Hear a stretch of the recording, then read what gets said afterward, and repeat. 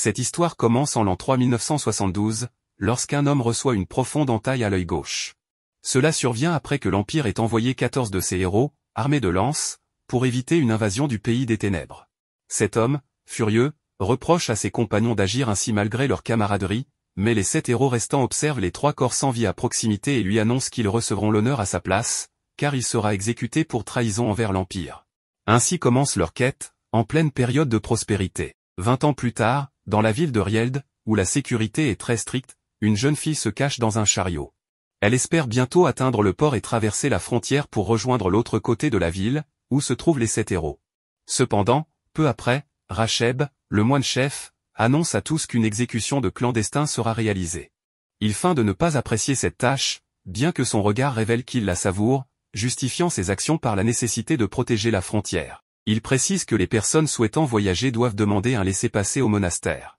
Pendant ce temps, un guerrier observe la scène depuis les hauteurs. Peu après, Racheb découvre l'un de ses gardes avec une jeune fille qui pleure et implore de l'aide.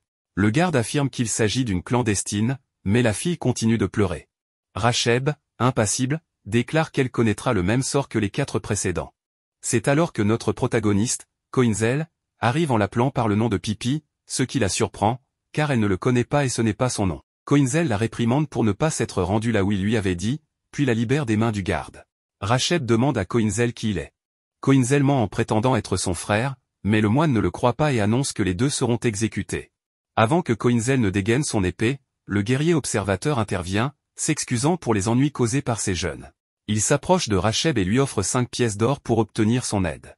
Séduit par l'argent, Racheb accepte et les laisse partir, en déclarant qu'il semble rempli de vertu. Quelques minutes plus tard, Pipi remercie Koinzel de lui avoir sauvé la vie, mais il la réprimande doucement. Il lui explique qu'il était également dans ce chariot et prévoyait de passer la frontière incognito, mais son intervention a fait échouer son plan. L'homme leur dit que leurs projets sont naïfs et qu'ils n'arriveront jamais de l'autre côté ainsi. Il leur raconte qu'il a dû payer une importante somme d'argent à un contrebandier pour organiser son passage et qu'il ne veut pas que leurs actions imprudentes ruinent ses efforts. Il appelle Koinzel petit héros, ce qui intrigue ce dernier. L'homme explique que ceux qui aspirent à rejoindre l'autre côté pour devenir comme les 7 héros sont appelés ainsi. Koinzel et Pipi demandent des informations sur le contrebandier. L'homme leur demande quelles raisons importantes ils ont pour vouloir partir. Pipi lui confie qu'elle n'a plus rien ici, ayant tout perdu. À ce moment, Koinzel entend 13 personnes approcher.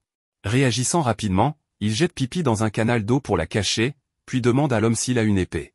Les 13 moines guerriers les encerclent. L'homme est impressionné par l'ouïe fine de Koinzel, mais les gardes déclarent que, bien que leur chef ait été convaincu par leur vertu, eux ne le sont pas. Notre protagoniste ne comprend pas, et Vido lui explique que le monastère est celui qui surveille l'entrée de la frontière et délivre des laissez-passer de voyage en échange de vertus, qui sont en réalité des pots de vin à l'église. Ainsi, il demande davantage d'argent. Les gardes lui disent que, comme il a déjà donné une somme importante au prêtre, il suppose qu'il a beaucoup plus à offrir, et il se lance à l'attaque pour lui prendre tout ce qu'il possède. Mais en une fraction de seconde, notre protagoniste traverse l'un des moines, laissant Vido stupéfait, car il l'a tranché en deux avec une facilité déconcertante. Vido commence à penser que c'est ce guerrier dont on parle, bien qu'il doute, car si ce dernier était aussi fort, il ne devrait pas lui permettre de s'approcher. En quelques secondes, notre protagoniste élimine tous les moines guerriers et les jette dans le canal pour effacer les traces de ce qui vient de se passer. Vido, stupéfait, lui demande qui il est, mais notre protagoniste répond simplement qu'il est un petit héros. Vido lui demande son aide, car il a besoin de l'accompagner. C'est alors que Pipi sort de l'eau, mécontente, mais notre protagoniste lui dit qu'il devrait partir, car il a conclu un pacte et ils iraient voir le contrebandier pour pouvoir passer de l'autre côté. Ainsi, tous se présentent, bien que notre protagoniste continue d'appeler la petite Pipi.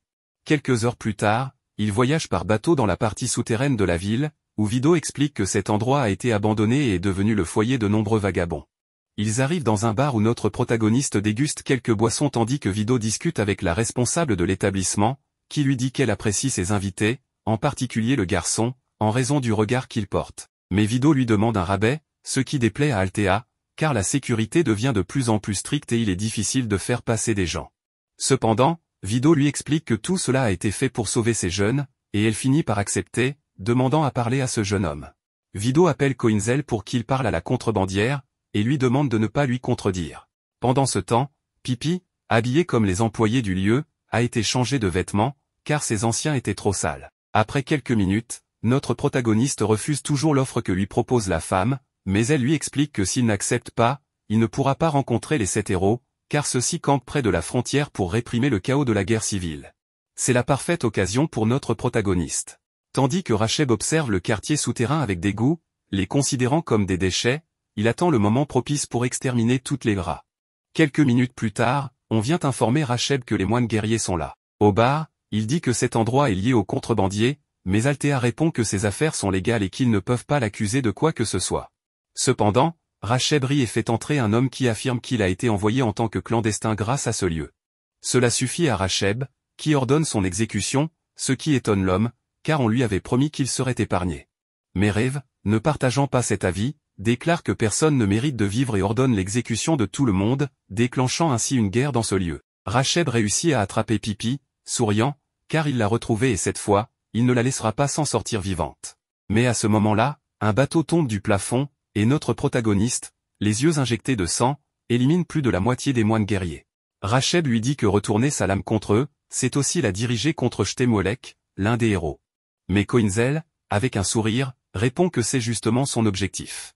Lorsqu'un moine attaque, il l'élimine rapidement et demande à Pipi comment elle va. Althea lui répond qu'elle va bien, tandis que Racheb prend la fuite du bar. Ils arrivent dans un endroit éloigné, et Racheb, furieux, se demande comment un simple gamin a pu éliminer ces moines guerriers. Mais sachant que si le monastère apprend ce qui s'est passé, il perdra sa position, il ordonne à 2 de ses gardes de déclarer immédiatement la loi martiale. Quelques heures plus tard, Koinzel annonce aux autres qu'il partira quoi qu'il arrive, car il ne peut pas rater ce bateau. Il leur dit de ne pas s'inquiéter, car il profiterait de la belle lune pour leur permettre de fuir. Cette pensée fait ressurgir un souvenir chez Althea, qui décide de l'aider malgré les risques, promettant qu'il y a un chemin que le monastère ne connaît pas et qu'elle les embarquera. Racheb, de son côté, se réjouit, car avec la loi martiale, la chasse recommencera et ils attendront l'arrivée des bateaux. Peu après, Rangzatz arrive, et Racheb lui demande son aide, peu importe le coût, car avec sa force, la mort de chaque moinillon en vaudra la peine. Pendant ce temps, Vido se moque de notre protagoniste pour son état physique, mais il lui répond que la lumière de la lune affaiblit, donc ce n'est pas si mal. Althea explique qu'ils sont loin de la surface, car elle a trouvé cet endroit par accident il y a quelques années, et cela semble être la base d'expériences menées par des magiciens. Elle élimine alors un monstre mineur qui se jette vers elle, effrayant les autres. Notre protagoniste lui dit qu'elle est très habile avec l'épée, mais Althea les conduit à un couloir qui mène à un espace plus grand, qui les mènera jusqu'au bateau. Cependant, un monstre gigantesque apparaît soudainement, effrayant immédiatement Althea, car c'est le même monstre qu'il y a 3 ans. Notre protagoniste ne perd pas de temps et attaque immédiatement, excitant Althea, car avec lui, il pourrait peut-être le vaincre. Cependant, l'attaque de Koinzel ne fait pas grand-chose, le monstre le soumet et l'écrase contre le plafond, brisant une partie de celui-ci, laissant Koinzel complètement inconscient. Cela fait pleurer Althea, car il n'y a plus d'échappatoire, mais Vido remarque le bateau passer et demande combien de temps ils ont. Althea répond que ce n'est pas suffisant pour arriver, et que son plan a échoué. Juste à ce moment, Pipi se réveille, confuse et ne sachant pas où elle se trouve. En voyant le monstre, elle a peur et demande ce qu'il est advenu de Koinzel. Althea lui explique qu'il est mort et que tout le monde ici mourra aussi. Vido n'est pas d'accord, et avec son arme, il attaque le monstre, reprochant à Althea d'être trop faible. Il lui dit que si elle veut abandonner, elle peut le faire, mais lui, il ne le fera pas. Grâce à son disque, il parvient à faire tomber le monstre, mais il n'a pas le temps de le vaincre. Lorsqu'ils sont attaqués à nouveau, Vido prend Pipi et avec son disque, parvient à fissurer le monstre. Il est ravi, car l'attaque de Koinzel a affaibli la créature. Mais il est attiré par le monstre, qui le lance contre un mur. C'est alors qu'Althea intervient et empêche Pipi de tomber. Vido, gisant au sol, regrette de ne pas pouvoir faire plus, mais remarque une lumière là où se trouvait Koinzel. Alors que le monstre s'apprête à attaquer Althea, notre protagoniste apparaît au-dessus de sa tête, la remerciant d'avoir amélioré la ventilation. Il esquive une attaque et d'un seul coup, traverse complètement la tête du monstre, le fendant en deux et le tuant instantanément. Le monstre tombe au sol, mort. Notre protagoniste demande à Vido de se relever, car ils n'ont plus de temps à perdre. L'homme, un peu douloureux, se relève, et alors qu'il parle de la suite, notre protagoniste détecte quelque chose. Une explosion les projette à plusieurs mètres. Quelques secondes plus tard, ils entendent le rire de Racheb, qui leur annonce qu'ils viennent de voir le pouvoir de l'épée noire, avec laquelle il apportera la justice divine pour détruire leurs âmes pourries. Notre protagoniste le défie du regard, alors que Racheb rit. Pendant ce temps, Rangzatz prépare sa prochaine attaque. Tout le monde est stupéfait et Vido ne comprend pas qui il est, mais Pipi et notre protagoniste commencent à entendre plusieurs voix de souffrance, comprenant que c'est cette épée qui génère ce bruit. Racheb rit et explique que Rangzatz était comme eux auparavant, mais qu'il s'est allié au monastère et a trouvé sa rédemption, ce qui lui a permis de découvrir leur stratégie. Cela met Althea en colère, car cela signifie que Rangzatz était auparavant un contrebandier et qu'il les trahit. Racheb leur dit qu'ils devraient se sentir coupables de voler l'argent qui devrait revenir à l'église, et il leur recommande de faire comme Rangzatz.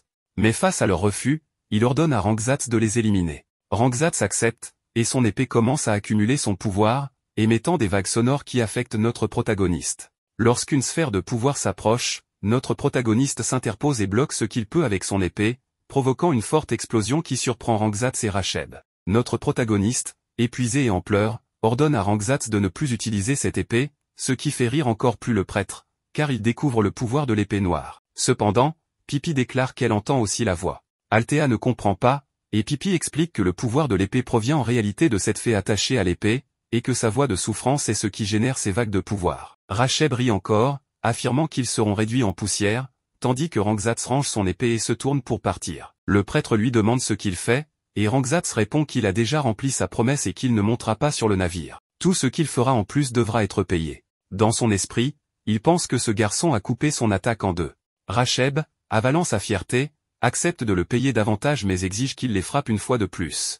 Rangzatz accepte, charge son épée à nouveau et lance une attaque encore plus puissante. Notre protagoniste tente de l'arrêter mais n'a pas assez de force, et l'explosion le frappe, détruisant une partie des lieux et l'envoyant voler dans un trou qui semble sans fond. Racheb rit avec plaisir, tandis que Rangzatz pense qu'il ne s'attendait pas à revoir Althea après tout ce temps. Quelques secondes plus tard, Vido soulève un morceau de débris et s'assure que les deux filles vont bien. Il dit qu'ils doivent partir rapidement pour atteindre ce navire et terminer leur mission. Cependant, Pipi insiste qu'ils ne peuvent pas abandonner Coinzel, mais Vido répond qu'il ne devrait pas s'inquiéter. S'il est bien celui qu'il pense, il s'en sortira sûrement. Pendant ce temps, notre protagoniste se réveille dans un endroit étrange, entendant la voix de Racheb, qui lui dit qu'il a beaucoup de malchance et que tout se terminera ici. Il ne pourra pas utiliser son pouvoir de la lune, car il est dans un endroit très éloigné. Racheb rit en présentant la confrérie des saints gardiens, qui protège l'endroit le plus profond du monastère. Bien qu'il trouve regrettable d'utiliser des guerriers d'un tel niveau contre un simple enfant qui a perdu ses pouvoirs lunaires, il considère cela comme une punition pour l'avoir ridiculisé. Pendant ce temps, notre protagoniste a un souvenir. Notre protagoniste avait une apparence différente il y a de nombreuses années. Un de ses compagnons l'avait averti qu'il serait en charge du rituel seul, et qu'il devait aller avec les autres pour accomplir leur mission, étant le plus puissant des épéistes. Erniak explose de magie quelques secondes plus tard, tandis que Racheb ordonne à ses gardes de déchirer immédiatement notre protagoniste en morceaux. Celui-ci ne bouge pas jusqu'aux derniers instants et, avec un mouvement dans les airs, il attaque, légèrement surpris qu'un des guerriers ait bloqué son coup. Les guerriers eux-mêmes se demandent qui il est, car ce mouvement est impossible pour un humain ordinaire. Mais Racheb leur explique qu'il l'a amené pour qu'ils ne s'ennuient pas avec les autres et puissent faire tout ce qu'ils veulent sans retenue. Les guerriers attaquent sans pitié, mais notre protagoniste les esquive et déclare qu'il n'a pas de temps à perdre à les combattre. Racheb commence à fuir en voyant qu'il est poursuivi et ordonne à ses gardes de l'éliminer. Cependant, il finit par tomber, et notre protagoniste s'approche en déclarant que c'est l'endroit. Il place son épée au sol, un pouvoir l'entoure, commençant à brûler et détruire tous les guerriers qui le poursuivaient. Après quelques secondes, seul notre protagoniste et les restes des gardes demeurent. Le prêtre, choqué, le traite de monstre et ne comprend pas comment il connaît un piège que personne ne connaissait. Notre protagoniste avoue qu'il est déjà passé par cet endroit dans le passé, se souvenant comment son maître, Erniak, lui avait expliqué qu'ils avaient repris cette forteresse. Cependant, elle contenait trop de cercles magiques et de pièges, et il avait dû tout mémoriser. Notre protagoniste dit à Racheb qu'il sait ce qui se cache derrière les portes et le jette à l'intérieur. Avançant, il est confronté à Abad, le grand prêtre, qui lui dit qu'il ne peut pas être là, car c'est l'endroit le plus sacré du monastère. Même les 7 héros n'entrent pas dans cet endroit. Mais notre protagoniste l'ignore et continue d'avancer, tandis qu'Abad poursuit en disant que l'assistant était là il y a 23 ans. Les héros, avec Erniak, avaient créé les lances qui protègent le territoire. Notre protagoniste, rempli de colère, ordonne à Abad de se taire, outré qu'on appelle Erniak un simple assistant des héros, lui qui avait donné sa vie pour ce sort. Abad ne comprend pas qui est ce garçon et ce qu'il fait là, réprimandant Racheb pour cette erreur. Il ordonne à notre protagoniste de ne pas aller plus loin. Ce dernier atteint le centre de tout, où il remarque le visage pétrifié de son compagnon Erniak.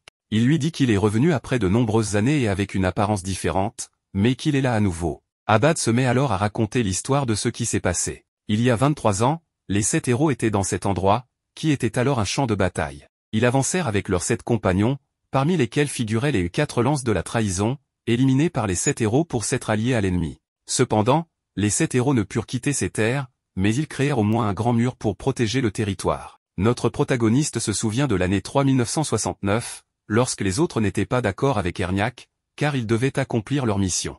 Mais notre protagoniste accepta de suivre son compagnon et demanda aux autres d'avancer, promettant qu'il les rejoindrait après avoir rempli leur mission. Il fit la promesse qu'ils achèveraient cette mission et reviendraient tous vivants, fixant du regard Landgrave. Mais Abad lui dit qu'à cette époque, il n'était qu'un simple marchand qui a vu le pouvoir émerger de cet endroit, comment les 1000 lances ont été forgées. Il a compris la puissance qui s'y trouvait et a créé ce monastère pour protéger cet endroit. Par cet acte, le héros légendaire, Landgrave Stemwolek, que nous appellerons mieux Stem, un titre signifiant quelque chose comme prince, lui a confié la supervision de la frontière. Notre protagoniste se met alors à rire, parlant à Erniak, car en revenant dans ce lieu après 20 ans, il découvre le titre donné à Stem. Cela lui semble incroyable, car il connaissait le bandit qui était si fier de la mission confiée par l'empereur. Cependant, il n'oubliera jamais une chose, la manière dont il riait toujours, même lorsqu'il était en train de le déchiqueter. Ce souvenir est ce qu'il garde le plus clairement, lui et les autres riaient avec excitation, sachant ce qu'ils allaient accomplir. Ils ont réduit Kfer, Gustave, Krantel et lui-même en morceaux, un acte qui les enthousiasmait au point de les faire hurler comme des maniaques. Ces souvenirs remplissent notre protagoniste d'un profond sentiment d'impuissance. Mais l'heure est venue de partir. Il remercie Erniak pour tout ce qu'il a fait et pour avoir tant protégé l'Empire, mais il doit maintenant passer à autre chose. Il libère son épée, ce qui effraie Abad, qui ordonne à Racheb de l'éliminer avec une grande colère. Abad tente une attaque désespérée, mais notre protagoniste la bloque et détruit immédiatement la rune magique, s'excusant auprès de son compagnon. Une grande explosion commence alors à illuminer les lieux. Pendant ce temps, Vido constate que le navire leur a échappé et qu'ils sont entourés par les gardes du monastère. Ils n'ont aucune échappatoire. Mais à cet instant, un énorme rugissement se fait entendre, et ils voient le monastère s'effondrer, ainsi que le mur des lances de pierre disparaître. Racheb utilise même Abad comme bouclier. Les gardes, terrifiés par ce qui pourrait arriver, prennent la fuite, tandis que des centaines de personnes commencent à franchir la frontière, n'ayant plus rien pour les en empêcher. Notre protagoniste quitte les lieux, observant tout ce qui s'est passé et assimilant les événements. Il se rappelle cette nuit où il est arrivé avec Erniak à cet endroit. Erniak lui avait dit qu'il ne pouvait pas retourner avec lui, car il y avait une forte probabilité que le cercle magique piégé dans cet endroit les retienne. Il espérait que la mission serait accomplie avec les 12 autres héros et qu'un jour, il reviendrait en ce lieu. Maintenant, notre protagoniste exprime des regrets envers son ami pour ne pas avoir pu tenir cette promesse. Cependant, il jure qu'il prendra sa revanche sur les 7 héros et espère qu'Erniak pourra enfin reposer en paix. Pendant ce temps, Rangzatz observe tout ce qui se passe. Racheb lui demande de l'aide, car avec la mort de Abad, il deviendrait le maître du monastère. Mais une foule en colère arrive, décidée à en finir avec Racheb. Rangzatz, de son côté, déclare simplement qu'il doit maintenant trouver quelqu'un pour lui donner du travail. Vido, quant à lui, réussit à voler un navire appartenant aux gardes du monastère. Avec les filles, ils quittent cet endroit dans l'intention de rejoindre leur propre navire. Althea remarque que les affaires de contrebande sont désormais terminées, tandis que Pépi se demande où pourrait bien être Coinzel. À ce moment-là, un wyvern vole à côté d'elle, et elle réalise qu'il s'agit de notre protagoniste. Pendant ce temps, les 7 héros observent la destruction du mur. Les habitants de l'endroit, d'abord remplis de peur, retrouvent espoir en voyant les 7 héros, convaincus qu'ils les protégeront. Ces héros sont les légendaires protecteurs du royaume, après tout. Les habitants commencent à les acclamer, bien que les héros eux-mêmes ne réagissent pas. Stem, en revanche, essaie de cacher sa peur, incapable de comprendre pourquoi le ciel semble si sombre. La prêtresse fixait les lunes jumelles suspendues dans le ciel. Leur alignement étrange projetait une lueur pâle sur la terre. Des larmes coulaient sur son visage alors qu'elle murmurait ses craintes, cet alignement annonçait un funeste présage, prédisant un avenir sombre et turbulent. Au loin, Coinzel chevauchait son dragon volé, ses ailes fendillant l'air alors qu'il approchait de la cité des 7 héros. Sa détermination brûlait comme une flamme. Son voyage fut interrompu lorsqu'un immense vaisseau aérien apparut au-dessus de lui, tentant de le percuter. Bien que le navire ait raté sa cible, 2 des 7 héros décochèrent des flèches avec une précision mortelle, frappant Coinzel et le faisant s'écraser au sol avec son dragon. Malgré ses blessures, Coinzel se releva, fixant son regard sur la forteresse des 7 héros. Rien ne pourrait l'empêcher d'y entrer. Les 7 héros sortirent du grand château, leur présence imposante captivant l'instant. En apercevant Glenn, la rage envahit Coinzel. Les souvenirs de trahison le submergèrent, et il se précipita vers Glenn. Avant qu'il ne puisse l'atteindre, l'un des héros utilisa ses pouvoirs pour l'immobiliser. Paralysé, Coinzel lutta en vain tandis que les autres guerriers descendaient pour l'attacher solidement avec des cordes, le rendant complètement impuissant. Les citoyens de la ville, témoins de la scène, éclatèrent de colère, exigeant que Glenn tue Coinzel. Glenn calma la foule d'une voix calme mais autoritaire. Il expliqua qu'il ne tuerait pas ce garçon, supposant que celui-ci avait beaucoup souffert des conditions difficiles frappant leur terre et était venu parce qu'il ne supportait plus la vie derrière les murs. Avec ces mots, Glenn épargna Coinzel et s'éloigna, entouré des autres héros. La foule, émue par la compassion de Glenn, changea de ton et se mit à scander des louanges, le célébrant comme une figure noble et juste. Mais les pensées de Coinzel étaient amères. Il considérait que Glenn cherchait simplement à gagner la faveur du peuple, à devenir le seul roi tout en accusant d'autres de trahison pour cacher la vérité. Son visage trahissait son cœur brisé et son désespoir alors qu'il s'éloignait, les épaules lourdes de chagrin. Alors qu'il errait seul, Coinzel fut soudainement attaqué par une guerrière chevauchant un dragon. Le dragon plongea, ses mâchoires massives se refermant sur Coinzel et l'emportant dans les airs. Non loin, Althea, Pippi et Vido observaient depuis leur vaisseau. Lorsque le dragon heurta violemment leur navire, ébranlant l'équipage, Vido repéra Coinzel coincé dans les mâchoires de la créature et réagit sans hésiter. Il se lança sur la cavalière du dragon, les faisant tous deux s'écraser au sol. Au sol, la guerrière se tourna pour attaquer Coinzel, mais avant qu'elle ne puisse frapper, Pippi s'interposa, son petit corps bloquant le chemin. La guerrière la menaça de mort si elle ne s'écartait pas, mais Pippi resta ferme, déclarant qu'elle ne bougerait pas, car Coinzel lui avait sauvé la vie et qu'elle lui devait tout. La guerrière, implacable, frappa Pippi avec le plat de son épée, la projetant au sol. Pippi s'effondra sur le corps inconscient de Coinzel, tentant désespérément de le réveiller. Vido, observant la scène, plissa les yeux. Quelque chose dans la tenue de la guerrière lui semblait familier. Alors qu'elle levait son épée pour porter un coup fatal à Coinzel, Vido l'interpella, l'appelant princesse. La guerrière s'arrêta en plein élan et se retourna pour le confronter. Vido lui demanda pourquoi elle portait une armure de vengeance. La princesse hésita avant d'expliquer ses raisons. En l'écoutant, l'expression de Vido passa à la stupeur. Il comprit que Coinzel avait tué leur Kratos.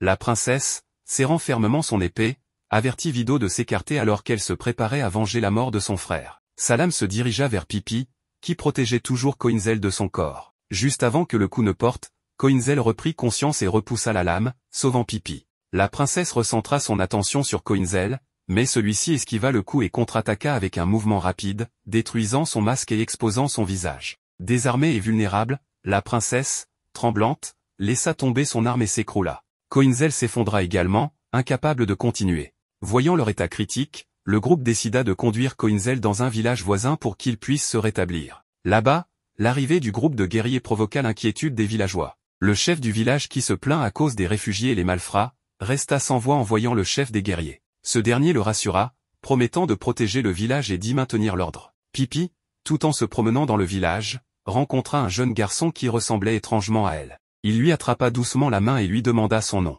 Pippi le fixa, stupéfaite par ses traits. Althea, remarquant l'interaction, accourut et fut également stupéfait par la ressemblance frappante entre le garçon et Pippi. Peu après, la mère du garçon apparut et reconnut Althea. Submergée de gratitude, elle remercia Althea d'avoir aidé sa famille à s'échapper de l'autre côté. Elle expliqua que la vie s'était grandement améliorée sous la protection de l'un des 7 héros. Althea, profondément émue par leur gratitude, se mit à pleurer. Le garçon, Zéphi, invita alors Pippi à se joindre à leurs efforts pour construire un nouveau village pour leur peuple, exprimant son espoir de développer et de créer une communauté solide. Pippi, déchirée par cette invitation, resta indécise quant à sa réponse. Pendant ce temps, Coinzel commença à bouger et entendit la princesse dire à Vido qu'elle devait tuer Coinzel pour venger son frère, Lord Kratos. Elle interrogea la loyauté de Vido, exigeant de savoir pourquoi il soutenait Coinzel au lieu d'appuyer Kratos. Vido répondit calmement, expliquant qu'il n'avait ni haï Lord Kratos ni douté de son leadership, mais qu'il croyait que chercher à se venger ne mènerait à rien.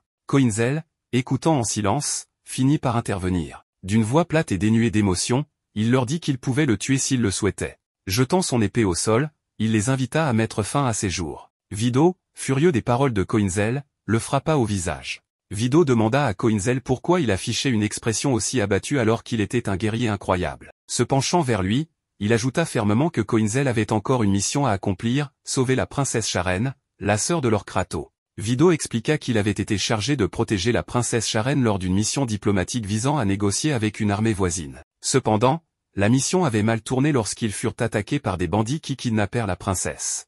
Vido admit son échec et supplia Coinzel, insistant sur le fait que sa force était leur seul espoir de la sauver. Coinzel hésita, sa confiance ébranlée, affirmant qu'il ne pouvait pas accomplir une telle tâche.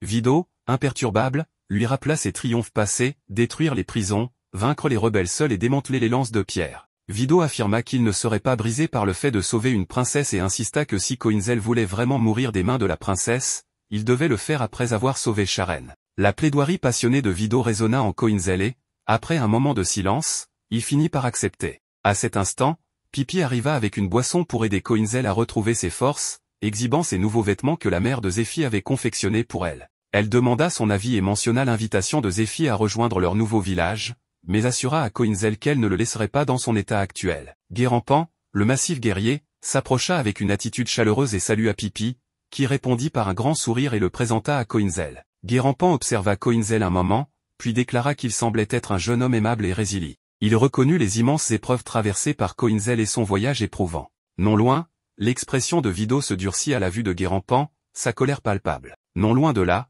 dans une forêt dense, un groupe de bandits retenait plusieurs femmes captives, attendant de les remettre à quelqu'un. Soudain, Zéphi apparut, et l'un des bandits cria qu'il s'agissait encore de ce garçon et qu'il devrait s'en débarrasser. Pendant ce temps, la rage de Vido atteignit son paroxysme. Sans prévenir, il lança son arme sur Guérampan, entravant les mains du guerrier. Guérampan, pris au dépourvu, demanda calmement la raison de cette attaque soudaine. Vido, d'une voix tranchante, exigea de savoir où se trouvait la princesse Charène et accusa Guérampan de collaborer avec les bandits. Guérampan nia les accusations, affirmant qu'il n'avait aucune connaissance de ce dont parlait Vido. La fureur de Vido ne fit que croître alors qu'il poursuivait ses accusations, affirmant qu'il avait vu les bandits remettre la princesse Charène à Guérampan lorsqu'ils débarquèrent du navire. Guérampan, essayant d'apaiser la situation, suggéra de discuter, mais Vido refusa de céder. Il accusa Guérampan de prétendre protéger les gens tout en aidant secrètement à l'enlèvement de femmes et d'enfants. Le visage de Guérampan se tordit de douleur et de colère. Il déclara qu'il ne resterait pas là sans rien dire pendant qu'on l'accusait de telles atrocités,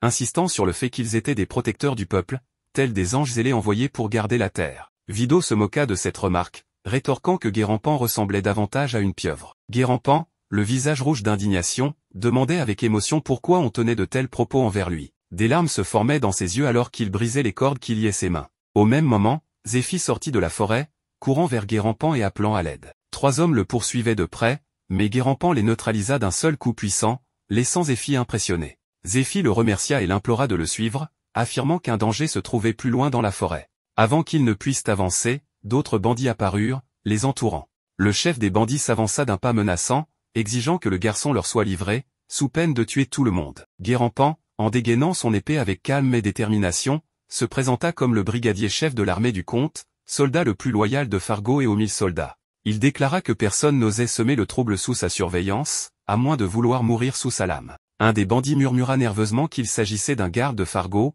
supposé ne servir que les nobles. Le chef des bandits, non impressionné, s'avança avec un sourire en coin, déclarant que si Guérampan servait Fargo, cela rendrait les choses faciles. Il révéla alors une dague portant l'insigne de Fargo. Guérampan, choqué, demanda pourquoi un voleur possédait un tel insigne, réservé aux officiers d'élite, et remarqua que la dague était plus grande que la sienne. Le chef des bandits affirma qu'il ne s'agissait pas d'une erreur, prétendant agir sous les ordres directs de Chtemouelek. Il ajouta que personne ne les toucherait, peu importe leurs actes. Guérampan, incrédule, laissa sa colère éclater en accusant le chef de mentir. Cependant, ce dernier brandit la dague et insista qu'une attaque contre eux reviendrait à désobéir au commandant. Zéphi tremblait, les yeux fixés sur Guérampan, tandis que les bandits se rapprochaient. Guérampan, partagé entre sa loyauté et son sens de la justice, resta silencieux, la tristesse marquant ses traits. 2 bandits avancèrent pour s'emparer de Zéphi, mais avant qu'ils ne puissent le toucher, Coinzel surgit de l'ombre, son épée brillant. En un mouvement rapide, il les abattit, laissant tout le monde stupéfait par son intervention soudaine et décisive. Après avoir tué les bandits, Coinzel ordonne aux autres d'appeler Chtemouelek. Mais les bandits exhibent leur insigne royal, ce qui pousse Coinzel à couper non seulement l'insigne mais aussi la main du porteur. Ce dernier appelle alors Guérampan à l'aide, car il est responsable de la protection de cet insigne. Guérampan refuse d'intervenir, car selon lui, le commandant Fargo n'aurait jamais donné cet insigne à des bandits. Il demande donc la vérité à tout le monde. C'est alors que Fargo arrive, et le bandit lui demande de l'aide. Mais Fargo l'attaque et révèle à tout le monde que cette épée marquée de l'insigne royal lui appartenait à l'origine, mais qu'elle a été volée récemment. Guérampan croit immédiatement Fargo, car il le considère comme un grand frère et lui fait entièrement confiance. Ensuite, Fargo remercie Coinzel d'avoir éliminé les bandits et d'avoir ainsi protégé l'honneur de Chtemouelek. Guérampan et Fargo s'apprêtent à partir, mais Vido les arrête, car il ne leur fait toujours pas confiance. Il les interroge alors sur Charène, la sœur de leur Kratos. Fargo accepte d'emmener Vido voir Charène, mais il explique qu'il ne peut pas encore la leur rendre, car il a besoin d'elle pour discuter avec les différents territoires frontaliers afin de protéger les personnes dotées de pouvoirs spéciaux. Cependant, il accepte de leur permettre de la voir chez le maire. Vido informe Althea de cette proposition et exprime encore ses doutes. Il ajoute que si Fargo tient parole, son voyage prendra fin et leurs chemins se sépareront. Cela attriste Pippi. Pendant ce temps, les bandits attendent toujours le retour de leurs compagnons. Mais Guérampan arrive et les élimine tous. Les filles que Guérampan était venu sauver commencent alors à avoir peur de lui. Lorsque Zéphie arrive, elle le remercie, ce qui rend Guérampan jaloux. Pauvre Guérampan, il a beau avoir un corps imposant, il a aussi un grand cœur. Ensuite, il est question de partir, mais Pippi attend le retour de tout le monde pour passer un dernier moment ensemble. Vido et Cucharundo vont voir Fargo, mais ils se retrouvent encerclés par des bandits qui étaient censés être morts. Vido ne comprend pas s'ils ont été ressuscités par magie ou s'ils sont devenus des zombies. On découvre alors que c'est l'œuvre de Fargo, les bandits morts attaquent Vido et Cucharundo. Ils commencent à les découper, mais même après avoir été coupés en morceaux,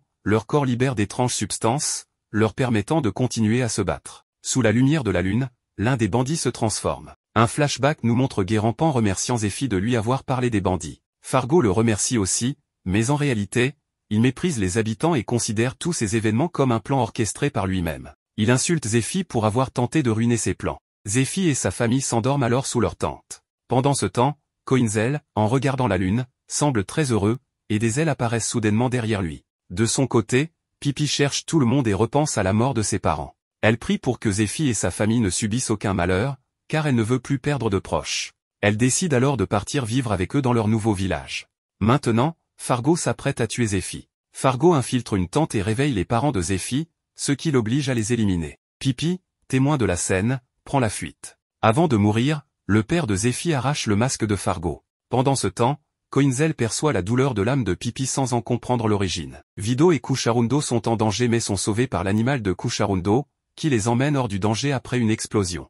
Guérampan, qui observe la scène, est confus sur la situation. Fargo tente d'assassiner Zéphie, mais Pippi intervient courageusement pour le sauver, lui rappelant qu'il était venu pour aider leur village. Fargo révèle alors qu'il leur a menti et qu'ils sont tous des idiots de lui avoir fait confiance. Brisé, Pippi attaque Fargo, mais il la repousse violemment. Pour la tourmenter davantage, il transforme les parents de Zéphie en zombies. Pippi hurle d'horreur, réveillant Zéphie, qui se retrouve attaquée par ses parents zombifiés. Alors que les zombies attaquent Pippi, Coinzel intervient pour la sauver. Pippi supplie Coinzel d'arrêter tout cela. Coinzel active alors son pouvoir, invoquant 4 épées de ses mains, ce qui effraie Fargo. Coinzel élimine les parents zombifiés de Zéphie. Terrifié, Fargo supplie Coinzel de l'épargner, mais Coinzel lui tranche le bras droit. Cucharundo ne comprend pas la puissance de Coinzel, tandis que Vido réalise qu'il est l'homme à l'épée noire. Coinzel s'excuse auprès des parents de Zéphie avant de les anéantir définitivement. Fargo traite Coinzel de monstre, mais ce dernier lui rappelle qu'à cause de lui, des innocents ont été transformés en zombies et qu'il a trahi ceux qui lui faisaient confiance.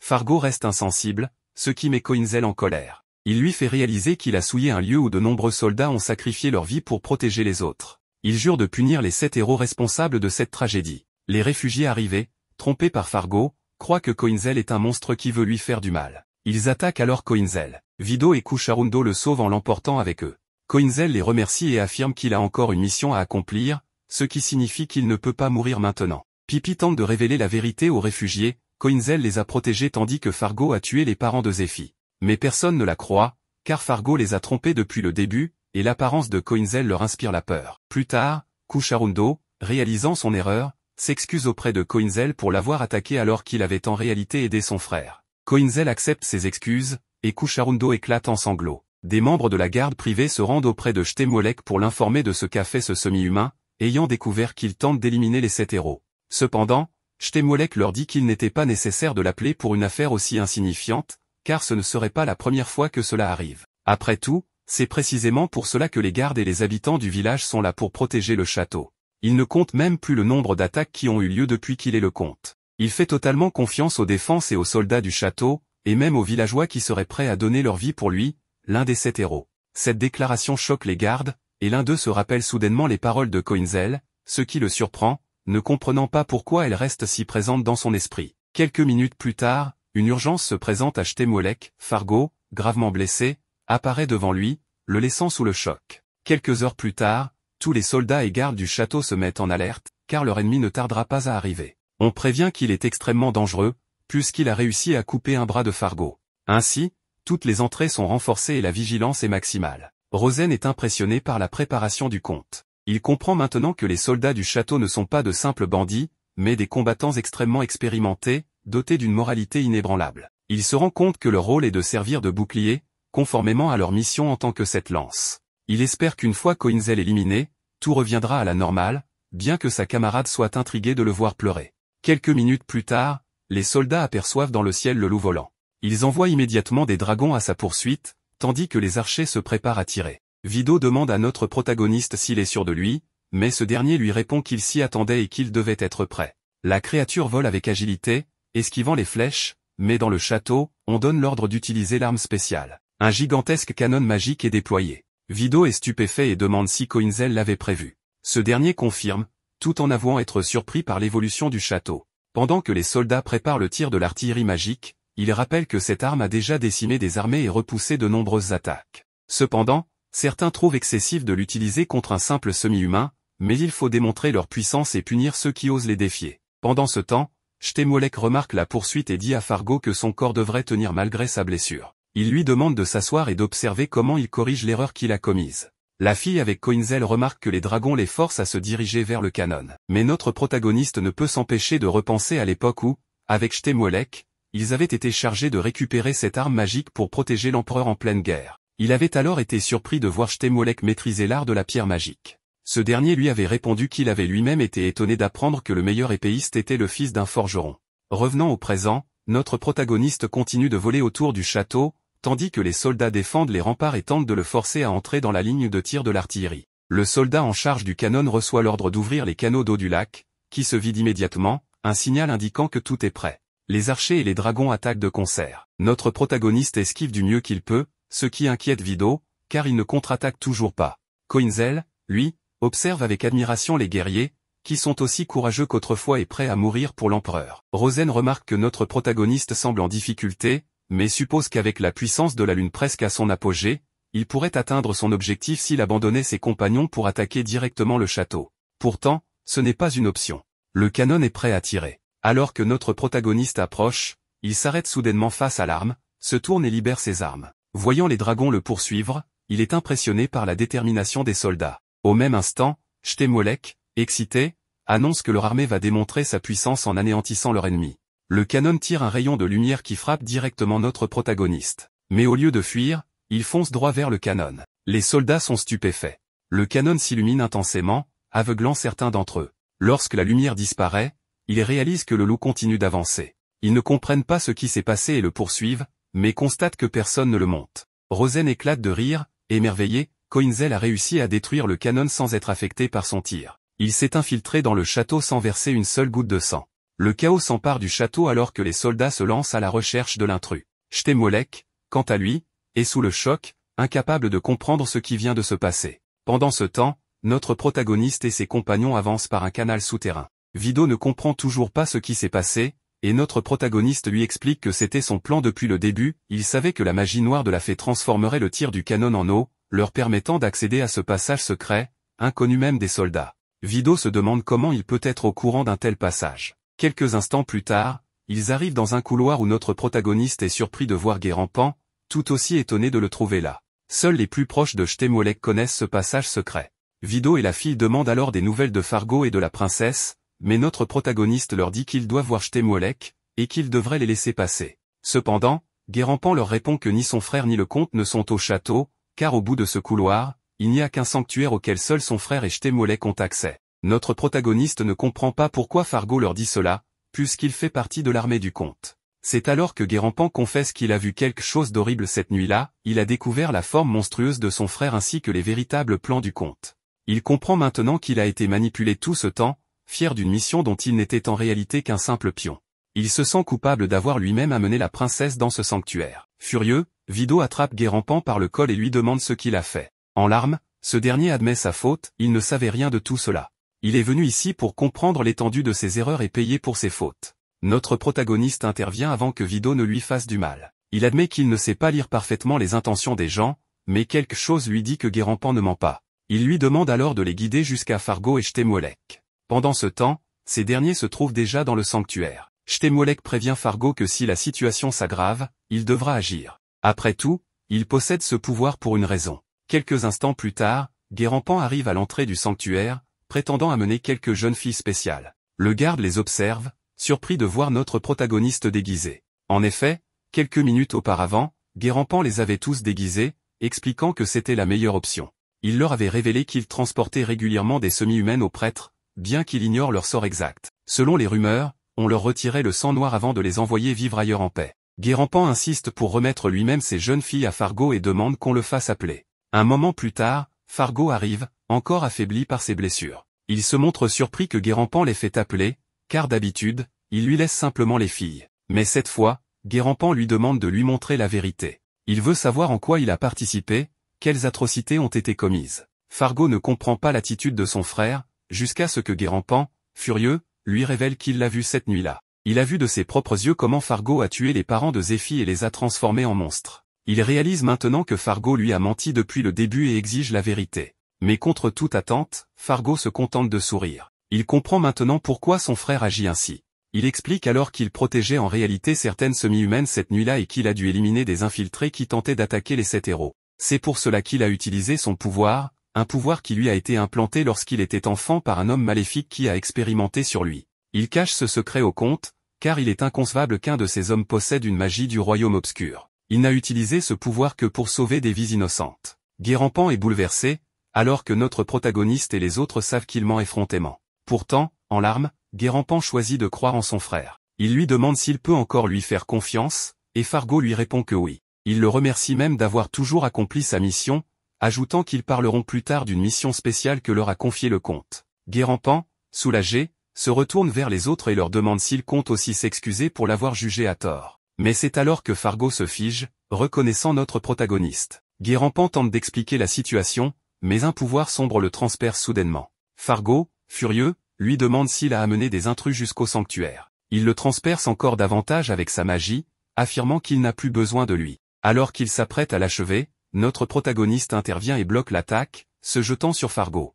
Ce dernier se défend du mieux qu'il peut, bien qu'agacé par la lenteur de son adversaire. Mais notre protagoniste est catégorique, il est temps de mettre fin à cette mascarade. Fargo accuse son frère de l'avoir trahi, mais notre protagoniste réplique que c'est sa propre faute, il aurait dû l'éliminer plus tôt. Pris au dépourvu, Fargo propose un marché, il leur livrera la princesse et, en échange, ils oublieront tout ce qui s'est passé. Après tout, Coinzel, le héros des frontières, ne devrait pas ternir sa réputation en attaquant le château du comte. Mais lorsque notre protagoniste apprend que la princesse est bien ici, il rejette immédiatement l'offre. Il annonce qu'il tuera Fargo, puis ira la sauver. Aucun compromis n'est possible, il doit aussi en finir avec Shtemwelek. Fargo, choqué, esquisse un sourire sinistre. Il regarde son frère et lui dit qu'il va enfin découvrir la vérité sur ce qui est arrivé à ces jeunes filles. Une énergie sombre jaillit de son corps, révélant les visages déformés des nombreuses victimes qui ont souffert entre ses mains. Guérampan ne peut que regarder horrifié et en larmes ce qu'il a causé aux filles qu'il transportait. Fargo rit sarcastiquement en expliquant que ces filles sont devenues des épées pour protéger le comte. Rempli de rage, notre protagoniste ne supporte plus d'entendre ces paroles et se jette sur lui avec une fureur brûlant dans ses yeux. Fargo, surpris, se défend tout en affirmant qu'il comprend maintenant la situation, même s'il admet qu'il ne sera jamais assez rapide pour vaincre son adversaire. Il attaque alors en riant frénétiquement, mettant Coinzel sur la défensive et le défiant de révéler son arme secrète. Vido, de son côté, demande pourquoi il ne l'utilise pas, mais notre héros leur rappelle qu'il ne peut pas user de son pouvoir sans voir le ciel et la lumière de la lune. Vido et Atto s'éloignent, après un échange de signaux, lancent une attaque combinée qui surprend Fargo, d'autant plus que Coinzel l'attaque également.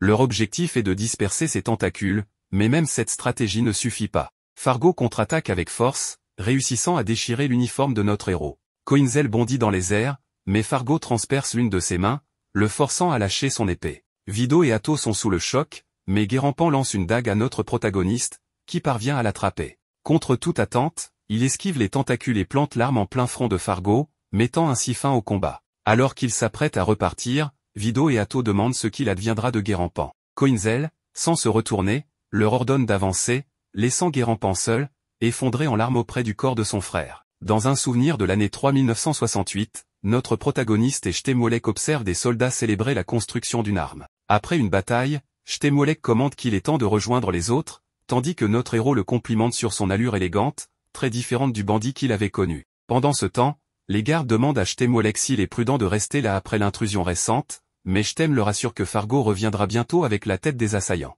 Il s'enquiert ensuite du nouveau spécimen capturé. Le chef des gardes lui répond qu'il s'agit d'une elfe aux cheveux sombres, une rareté. Cette espèce possède un corps semblable à celui des humains, mais avec une puissance et les biens supérieure. Stem, ravi, se lamente du fait qu'elle soit une sauvage des frontières, mais se réjouit à l'idée d'exploiter son corps jusqu'à la dernière goutte de son sang. C'est alors que notre héros surgit, éliminant les gardes à l'entrée. Stem, furieux de l'échec de Fargo, ordonne que personne ne soit épargné. Coinzel avance, impitoyable, tandis que Stem annonce qu'il affrontera lui-même l'intrus. Amusé, notre protagoniste lui rappelle son âge avancé, mais Stem ne le reconnaît pas. Il lui rappelle qu'il se trouve au château du comte. Notre héros répond qu'il le sait, mais qu'il entend surtout la souffrance d'une elfe soumise à la magie noire. Vido et Atto reconnaissent immédiatement Sharon et se précipitent vers elle, mais Stem ordonne aux gardes d'activer un plan de contingence. Des lumières s'allument au sol, révélant des milliers d'ossements et de crânes, laissant Vido et Atto sous le choc. Stem se moque d'eux, affirmant que ces restes appartiennent aux rebelles venus sauver l'elfe. Il se vante d'être l'un des 7 héros ayant sauvé l'Empire et que l'elfe deviendra un pilier du royaume éternel. Mais notre héros l'interrompt, lui ordonnant de se taire, car il a trop entendu et comprend maintenant à quel point Stem est tombé bas. Vido et Atto parviennent à libérer Sharon et maudissent le comte pour ses actes. Stem leur reproche de s'être retourné contre lui pour une femme, après tout ce qu'il a fait pour les sauver des griffes de l'Empire de Wishtech. Coinzel lui rappelle qu'il fut jadis un noble guerrier qui risquait sa vie pour son peuple. Mais Stem ne comprend pas pourquoi cet elfe le regarde ainsi, empli de tristesse, et cela l'énerve encore plus. Coinzel lui annonce qu'il mettra fin ici et maintenant au péché qu'il a commencé il y a si longtemps. Il l'attaque, mais Stem esquive avec une agilité surprenante, bondissant sur les murs. Tous sont stupéfaits par sa vitesse. Lorsqu'il bloque une attaque de Coinzel, il se moque de lui en affirmant que malgré sa victoire contre Fargo, il ne le trouve pas si fort. En tant que l'un des 7 héros, il fera justice en éliminant ce traître. Atto demande à Vido de protéger Sharon pendant qu'il cherche un passage vers l'extérieur. Stem se jette sur notre héros, affirmant qu'il devrait se sentir honoré d'être tué par un héros impérial. Pourtant, il s'énerve rapidement en voyant que Coinzel ne fait que se défendre et lui inflige une profonde entaille à l'épaule. Coinzel se maudit de ne pas pouvoir esquiver. Le comte est stupéfait de voir une lueur dans son abdomen, mais Coinzel l'attaque à nouveau, lui causant une autre blessure. Malgré tout, Stem combat toujours de la même manière. Pendant ce temps, les gardes accélèrent le processus d'activation de leur arme secrète. Stem jubile lorsqu'il parvient à blesser notre héros, mais il est choqué de voir que lui aussi saigne abondamment.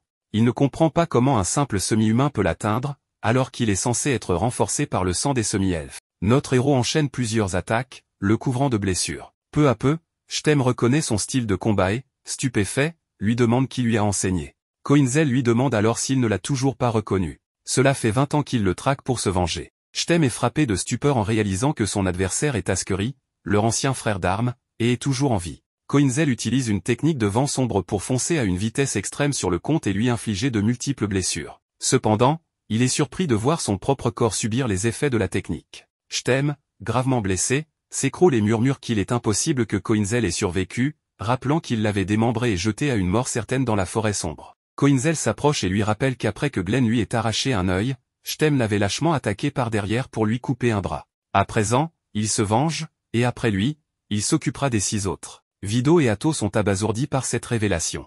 Stem, rampant au sol, refuse d'y croire, se souvenant du moment où les 7 héros l'avaient laissé pour mort. Notre héros s'apprête à porter le coup final, mais sa lame est arrêtée par une barrière métallique. Autour de lui apparaissent plusieurs femmes en armes et casquées. Stem sourit diaboliquement et ordonne au grand prêtre de ne pas tuer Coinzel. Les elfes fraîchement arrivés empêchent Atto d'intervenir, tandis que Stem s'approche de notre héros, curieux de savoir comment il peut sembler aussi jeune après 20 ans. Coinzel, furieux, crie qu'après tout ce temps et tant d'efforts pour sa vengeance, tout ce qui l'intéresse est son apparence. Stem, ravi, annonce que Coinzel est le cobaye parfait pour leur objectif ultime. Notre héros commence alors à entendre les voix des elfes emprisonnés, toujours conscientes et suppliant qu'on les libère. Soudain, accablé, il s'effondre. Stem en profite pour ordonner au grand prêtre de lancer le rituel de transmigration. Mais alors qu'on s'apprête à lui infuser de la magie noire, notre héros éclate de rire. Une larme coule de son œil tandis qu'un immense pouvoir jaillit de son dos, anéantissant tous les gardes autour de lui. Stem est pétrifié d'incompréhension, tandis que Coinzel, toujours riant, semble enfin libéré. Il fait également s'effondrer le plafond sur Stem, et Sharon remarque que les demi-humains sont libérés de leur souffrance et trouve enfin le repos éternel. Elle espère que Coinzel ne s'en voudra pas de les avoir anéantis, car il le remercie. Le grand prêtre est fasciné par la forme monstrueuse de Coinzel, qui finit par le tuer lui aussi. Stem est terrifié en voyant cela, et Coinzel lui dit qu'il est heureux de voir que Stem est toujours aussi abject qu'autrefois. Il pense qu'il peut le tuer sans aucun regret. Stem implore sa clémence, mais Coinzel ne l'écoute pas et lui arrache une main.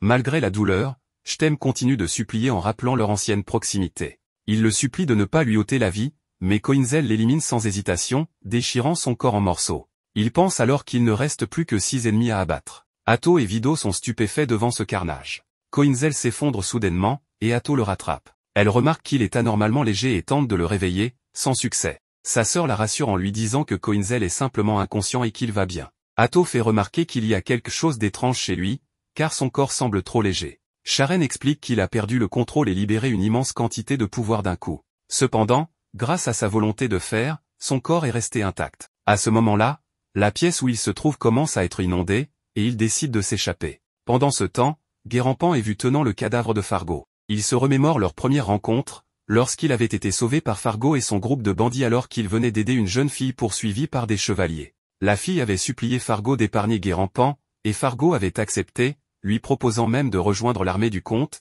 qui accueille ceux au cœur pur et prêt à combattre pour l'empereur et son peuple. Surpris par cette offre soudaine, Guérampan avait accepté, demandant même s'il pouvait l'appeler grand frère. Fargo lui avait donné une épée en lui répondant qu'il pouvait l'appeler comme il le souhaitait. De retour au présent, Guérampan réalise qu'il a toujours tout fait pour son grand frère depuis ce jour, mais que ce dernier ne l'a jamais réellement vu tel qu'il était. Il comprend qu'il n'a jamais su ce qu'il aurait dû faire pour le bien de tous, et qu'au final, il n'a rien accompli. Vido et les autres arrivent alors sur place, et Vido lui demande ce qu'il fait. Guérampan ne répond pas, et soudain, le plafond s'effondre sur lui, emportant Fargo et lui dans un torrent d'eau, mettant ainsi fin à leur histoire. Ailleurs, une prêtresse ressent la chute d'une étoile, frappée par une ombre au reflet bicolore, engloutie par les ténèbres. Les prêtres autour d'elle se demandent si elle parle de « je t'aime », et réalisent que la situation est grave. Pendant ce temps, Vido et les autres fuient la forteresse à dos du loup.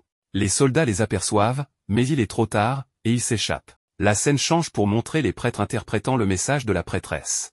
Ils n'en tirent qu'une seule conclusion, ils doivent en informer l'empereur au plus vite. Quelques jours plus tard, des personnages importants arrivent à la forteresse, où des soldats fouillent les souterrains à la recherche de « je t'aime ». Ils n'ont toujours aucune nouvelle du rebelle en fuite, malgré des recherches prolongées. Ils n'ont pas non plus retrouvé le comte. Un soldat indique qu'ils doivent se hâter, car les nobles du conseil ont accueilli l'émissaire venu de la capitale et convoqué tous les capitaines du château dans la grande salle. L'émissaire annonce que des funérailles vont être organisées. Les soldats signalent que le corps du comte n'a toujours pas été retrouvé. L'émissaire leur répond qu'il est difficile d'accepter sa mort sans preuve tangible, mais que la prêtresse de Mondambur a ressenti son trépas. Elle affirme que l'une des 7 étoiles est tombée. Les soldats sont sous le choc. L'émissaire poursuit en disant que les citoyens vont pleurer la disparition du comte, mais que certains, y compris le seigneur local, pourraient chercher à profiter de la situation pour s'emparer du pouvoir. Il annonce que des funérailles dignes des 7 héros seront organisées en son honneur, car c'est tout ce qu'ils peuvent faire pour honorer sa mémoire. Les soldats, en larmes, proclament la mort du comte à travers le pays. Ailleurs, Pipi et Altea remarquent une foule rassemblée dans les rues et se demandent ce qui se passe. Altea estime que c'est une chance pour elle, car l'armée du comte est absente, ce qui leur permet de passer inaperçus.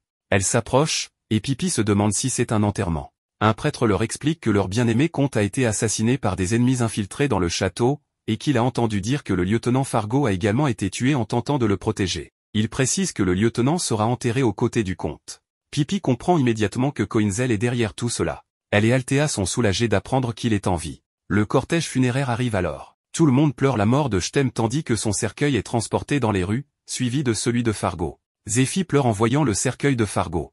Pipi tente de l'en empêcher, mais Altea l'arrête. Les gens commencent à murmurer, se demandant si Zéphi est bien la Milael que Fargo avait protégée et aidée à migrer. Ils comprennent pourquoi elle est si bouleversée par sa mort. Pipi ne veut pas que Zéphi pleure pour quelqu'un comme lui, car c'est lui qui a tué ses parents. Elle s'effondre en larmes dans les bras d'Altea. À ce moment-là, Vido arrive et dit qu'il était en train de le chercher. Ils sont heureux de voir qu'il est sain et sauf et lui demandent des nouvelles de Koinzel et des autres. Vido leur dit de le suivre et les guide à travers la forêt. Pipi est complètement épuisé après une longue marche, et Vido lui demande de tenir bon car ils sont presque arrivés. Il leur dit que cela a dû être difficile de vivre caché seul, et il est soulagé de les avoir trouvés plus tôt que prévu. Altea explique que l'armée du comte les recherchait partout, les forçant à camper dans les montagnes. Ils arrivent ensuite à la grotte où se trouvent les autres, et Pipi est soulagé de voir Koinzel sain et sauf, le serrant dans ses bras. Altea remarque alors une nouvelle personne dans le groupe et se demande si c'est bien celui que Vido recherchait. Il confirme que c'est bien lui, et Pipi constate que Koinzel a rétréci. Il lui explique qu'il n'est pas en pleine forme et que c'est la première fois que cela lui arrive. Toutefois, il est sûr de retrouver bientôt son état normal. Altea demande pourquoi il reste ici, soulignant que, bien que l'endroit soit dans les montagnes, il n'est pas très éloigné de la route. Vido explique que c'est Koinzel qui a demandé à se cacher ici, car l'endroit a une signification particulière pour lui. La scène se coupe alors à cet endroit spécial. Vido explique que les âmes des valeureux soldats tombés au combat reposent dans cette vallée, parmi lesquels figurent d'anciens camarades de Koinzel. Il révèle qu'il parle de la grande guerre survenue il y a 20 ans, ce qui surprend Althea. Atto lui apprend que le véritable nom de Koinzel est Askeri, et qu'il fait partie des 4 hommes que les 7 héros ont faussement accusés d'être des lances traîtresses avant de les massacrer. Althea est choquée d'apprendre que l'endroit qu'elle et ses clients chérissaient est gouverné par des hommes aussi ignobles. Elle est dévastée en pensant à tout ce qu'elle a fait pour eux. Koinzel, après avoir contemplé les tombes de ses anciens compagnons, décide de repartir, mais il remarque alors que la procession funéraire du comte arrive. Koinzel est outré d'apprendre que ce dernier va être enterré en ce lieu sacré. L'envoyé de la capitale annonce qu'un jour, une stèle commémorative sera érigée en hommage à l'un des 7 héros. Il précise que le corps du comte n'est pas dans ce cercueil, ce qui est légèrement déshonorant, mais qu'il faut respecter ses volontés pour maintenir la paix et l'ordre. Les citoyens font leurs adieux au comte en larmes, ce qui énerve Koinzel. Pippi n'en revient pas qu'un si grand hommage soit rendu à ces misérables qui ont trompé Guérampan et les autres, et ses compagnons partagent son dégoût. Vido explique que personne n'a jamais su qui était réellement le comte, ce qui explique pourquoi son cercueil a été amené ici. Koinzel leur dit que leur colère est légitime, mais qu'il faut se rappeler qu'il a tué un héros et qu'il est désormais un traître ayant levé son épée contre l'Empire et tourmenté ses citoyens. Cependant, il ne compte pas s'arrêter là et déclare qu'il tuera les 6 autres héros. Il leur conseille alors de s'éloigner de lui tant qu'ils le peuvent encore. Cette nuit-là, Pippi, incapable de dormir, est interrogée par Althea, qui se demande si elle veut suivre Koinzel. Pippi répond que oui, mais qu'elle sait que cela signifie affronter des choses effrayantes. Elle pense qu'elle ne fera que lui compliquer la tâche et se demande quoi faire. Althea lui dit que suivre Koinzel ne sera pas facile, mais qu'elle ne sera pas seule à le faire. Pendant ce temps, on voit Atto brûler ses robes à l'extérieur. Sharon lui demande si elle a pris sa décision, et elle confirme qu'elle veut accompagner Koinzel, même si elle sait qu'il n'a pas besoin d'une personne naïve comme elle. Au matin, Koinzel part seul, mais Vido et Sharon l'interceptent sur le loup.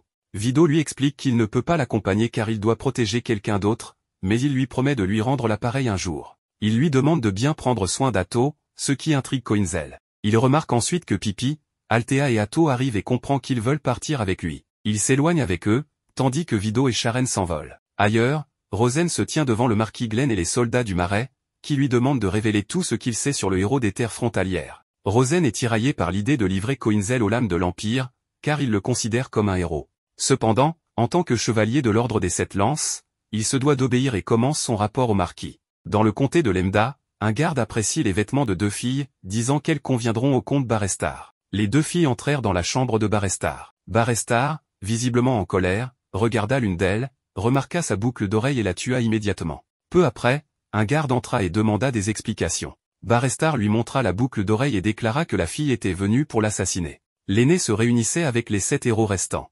Il leur ordonna de retrouver l'assassin de Stem et de le tuer à leur tour. L'un des héros se tourna vers Barestar et affirma qu'il était le prochain sur la liste du rebelle. Barestar répondit qu'il voulait le rencontrer pour lui faire regretter son acte. À Lemda, les gardes de Barestar pillèrent le village, s'emparant des biens et des femmes. Un villageois, désespéré, rappela que les gardes étaient censés les protéger. Un garde justifia leur action en expliquant qu'il recherchait le rebelle. Un autre ajouta qu'il portait une cicatrice à l'œil et était plutôt petit. Koinzel apparut. Les gardes le défièrent, mais il se moqua d'eux, dénonçant leur pillage. L'un d'eux le reconnut immédiatement et annonça qu'il était le rebelle qui avait tué Stem. Les gardes attaquèrent, mais Koinzel les extermina d'un seul coup d'épée. À la taverne, Althea, Atto et Pippi travaillaient. Althea les félicita pour leur performance. Plus tard, dans la salle de repos, elle informa le gérant qu'elle resterait quelques jours de plus, et il accepta. Pippi, attristé, expliqua que tout cela était dû au départ de Koinzel. Koinzel, posté à distance, observait les gardes. Un homme l'approcha et lui remit une carte. En l'examinant, Koinzel remarqua qu'il manquait une partie. L'homme expliqua que les cartes de la région nord étaient restreintes depuis la construction du château du gouverneur. Il proposa d'en obtenir une autre contre-paiement, mais Koinzel refusa, estimant celle-ci suffisante. Après son départ, il réfléchit au défi que représentait la collecte d'informations et décida de rester prudent et méthodique dans ses attaques. À la taverne, des clients rejouaient la scène du meurtre de Stem. Pippi remarqua qu'ils imitaient Koinzel et retraçaient l'événement. Un garde, agacé, leur ordonna d'arrêter. Il s'approcha de l'acteur jouant Koinzel et s'indigna qu'un simple comédien ose représenter leur Stem. Il déclara être venu pour se divertir, et non pour écouter cette histoire ennuyeuse. Il attrapa le comédien et l'accusa du meurtre de Stem, levant le poing pour le frapper. Atto intervint et bloqua l'attaque, mais le garde brisa son bâton et tenta de la frapper. Un guerrier apparut alors et projeta le garde violemment en arrière. Le guerrier vérifia que le comédien allait bien et lui dit de garder son masque en souvenir. Il se tourna vers Atto et la complimenta pour sa danse. Le garde, furieux, se releva et déclara que personne ne devait toucher un homme du gouverneur. Le guerrier s'excusa, expliquant qu'il voulait simplement assister à la performance sans interruption, mais que le garde avait gâché le spectacle. Il souligna la rareté de ce genre de représentation. Le garde, exaspéré, l'attaqua, mais le guerrier riposta avec force. Coinzel surprit une conversation mentionnant une bagarre dans la taverne où se trouvait son groupe. Sur place, le garde blessé se plaignait de douleurs atroces, tandis que ses camarades gisaient au sol. Le guerrier demanda au comédien de garder son masque en souvenir, puis quitta la taverne. À l'extérieur, Coinzel l'aperçut et ressentit quelque chose d'étrange en lui. Il comprit que ce guerrier avait combattu à l'intérieur et vaincu les soldats du gouverneur. Il soupçonna qu'il avait perçu sa présence et peut-être même deviné son identité. Par précaution, il choisit de redoubler de vigilance. Le guerrier retrouva Rosen, qui se montra soulagé de le voir. Ils montèrent ensemble à bord d'un aéronef. Le guerrier évoqua les rumeurs selon lesquelles le rebelle se cacherait dans un village voisin. Rosen confirma qu'il avait envoyé 4 chevaliers fouiller la région. Il précisa que Elsaria, Hertzen, Dalist et Kalkris étaient sur l'affaire. Le guerrier ironisa sur la particularité de cette équipe. Il chercha à en savoir plus sur la puissance du rebelle. Rosen admit avoir été vaincu après avoir reçu un coup à la jambe, précisant que le rebelle lui avait laissé la vie sauve. Le guerrier, surpris, releva ce geste de clémence en plein combat. Finalement, il décida de laisser la mission aux chevaliers. À Lemda, le chef des gardes réprimanda ses hommes, les accablant de honte pour s'être fait battre. Il attrapa la main d'un garde et la brisa, provoquant un cri de douleur. Le chef des gardes déclara que sa main venait d'être brisée par un soldat de la Cité Libre. Il rappela à ses hommes qu'il n'y avait pas de temps à perdre. Dans la Cité Libre, les 4 chevaliers rencontrèrent la dirigeante de la ville. Elsaria, l'un des chevaliers, demanda un séjour supplémentaire de 10 jours pour terminer leur mission. Le dirigeant accepta immédiatement, affirmant que cela ne compromettrait pas la liberté de la ville. Soudain, un énorme rocher faillit percuter le dirigeant, mais il l'esquiva de justesse. Elsaria supposa qu'il s'agissait d'un message adressé à quelqu'un. Le dirigeant, perplexe, chercha à comprendre la raison de la présence de l'armée du gouverneur. Un garde l'accusa d'abriter un ennemi de l'État. Le dirigeant réfuta cette accusation, expliquant qu'il avait laissé partir leurs soldats sans encombre. Les gardes du gouverneur lui imposèrent un choix, livrer le rebelle ou autoriser une fouille complète de la ville. Elsaria s'avança et intima aux gardes de reculer. Lorsqu'il lui demanda son identité, elle déclara être Elsari, chevalier au service des 7 lances. Elle critiqua leur attaque sans avertissement et rappela que la ville avait été déclarée libre par l'empereur. Elle leur ordonna de partir immédiatement. Le garde l'insulta, mais recula en apprenant son nom et ses origines. Paniqué, il s'excusa et promit de se retirer. Elsaria exigea qu'aucun soldat du gouverneur ne reste en ville durant son séjour de 10 jours, le temps qu'elle traque le tueur des héros. Le garde demanda à assigner 10 soldats à sa mission. Après consultation du dirigeant, Elsaria accepta et déclara que tout était prêt pour commencer. À bord de l'aéronef, le guerrier interrogea Rosen sur la force des 4 chevaliers. Rosen affirma qu'ils étaient inégalés. Il raconta une rébellion passée dans la ville de Balgrun, où le général avait demandé des renforts à leur leader, Glenn. Les 4 chevaliers avaient été envoyés pour évaluer la situation. Malgré le danger, Elsaria avait insisté pour accompagner les soldats afin d'éviter le déshonneur. Ils avaient éliminé le chef rebelle et écrasé l'insurrection. Rosen conclut qu'aucun individu ne pouvait vaincre seul le tueur des héros. Le guerrier, impressionné par les exploits du tueur, exprima son désir de l'affronter. Il supposa même qu'il serait facile à vaincre, ce qui rendit Rosen visiblement nerveux. Pendant ce temps, Pippi se demandait où pouvait être Coinzel. Soudain, les 4 chevaliers firent irruption dans sa chambre, la surprenant. Elsaria s'excusa et expliqua qu'il cherchait le tueur des héros, admettant s'être trompé une nouvelle fois. Pippi comprit alors qu'il recherchait Coinzel. L'un des chevaliers, épuisé, observa la taille de la ville et rappela qu'il cherchait un hybride mi-humain avec du sang féerique, ce qui compliquait son identification. Il confirma que Pippi n'était pas leur cible. Avant de partir, un chevalier remarqua que Pippi appartenait à la race de Mil-Elmlil. Il souligna son don unique de fusion avec les fées et sa capacité à utiliser la communication spirituelle. Il avoua n'avoir jamais rencontré quelqu'un comme elle et exprima son enthousiasme. Elsaria rappela à son équipe qu'il devait partir, mais le chevalier continua de complimenter Pippi même en étant transporté par ses compagnons. L'un d'eux releva l'attitude inhabituelle de Sophie et supposa qu'il se rapprochait de leur cible. Pippi réalisa que la fée observait Coinzel, ce qui signifiait qu'il était tout proche. Elle décida d'alerter Atto et Althea. De son côté, Coinzel réfléchissait à sa situation. Il savait qu'il devait rester en ville, car il ignorait l'emplacement du château de Barestar ainsi que les détails de la région. Finalement, il rencontra les 4 chevaliers. Elsaria se demanda si ce jeune homme était bien le rebelle recherché. L'un des chevaliers confirma que Sophie les avait guidés jusqu'ici en suivant l'odeur de son sang. Elsaria pointa du doigt sa cicatrice maquillée et l'accusa d'être le tueur des héros. Elle se présenta officiellement et déclara que, mandatée pour maintenir l'ordre de l'Empire, elle allait désormais le juger pour crime contre le système. Elsaria attaqua Coinzel avec son épée, mais Coinzel bloqua l'attaque. Le reste de l'équipe d'Elsaria attaqua également Coinzel avec leurs armes, mais il esquiva et s'éloigna. Elsaria déclara alors que Rosen avait eu raison de leur dire de ne pas attaquer Coinzel un par un en raison de sa force extrême. Coinzel comprit que Rosen les avait envoyés pour le tuer. Elsaria affirma qu'elle ne laisserait pas Coinzel échapper à ses actes. Coinzel décida de ne pas mourir sous ses coups.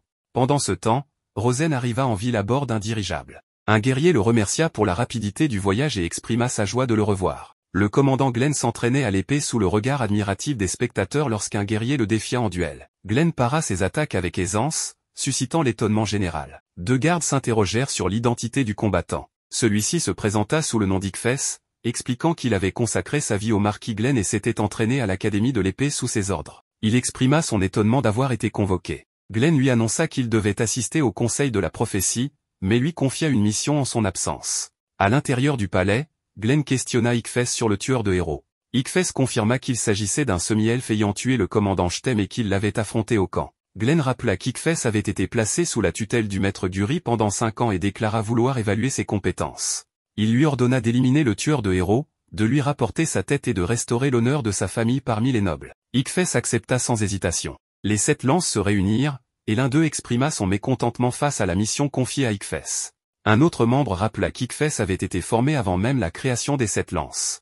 Il expliqua qu'Ickfess s'était entraîné intensément et était devenu l'un des chevaliers les plus puissants de l'Empire. Il précisa également qu'il était destiné à protéger leur bannière et qu'il recevrait bientôt le titre de maître de l'épée. Rosen ajouta qu'Ickfess maîtriserait bientôt la technique du couronnement et hériterait de l'aile noire et de l'épée. Glenn et le maître Guri observaient les jeunes guerriers s'entraîner. Glenn évoqua la mort d'Askery et demanda à Guri s'il lui en voulait toujours pour l'avoir tué. Elle répliqua qu'elle le pleurera pour toujours. Elle expliqua qu'à 16 ans, Askery avait atteint des sommets dans l'art de l'épée, que même des maîtres ne pouvaient atteindre. Dans le passé, un temps après le départ d'Askery pour la guerre, Guri apprenait que les héros sont de retour. Un homme expliqua que les 7 héros avaient combattu Wishtek, mais que 4 d'entre eux se sont retournés contre l'Empire, donc les héros ont dû les éliminer. Et Coinzel faisait partie des traîtres, ce qui surprit Guri. Guri exprima sa douleur et son incompréhension face à la décision de Glenn de salir leur mémoire. Glenn demanda à Guri s'il lui en voulait pour la mort et la disgrâce d'Askery. Guri répondit que sa haine envers lui était intacte. Il affirma qu'il aurait tué Glenn sans hésiter s'il en avait eu la possibilité.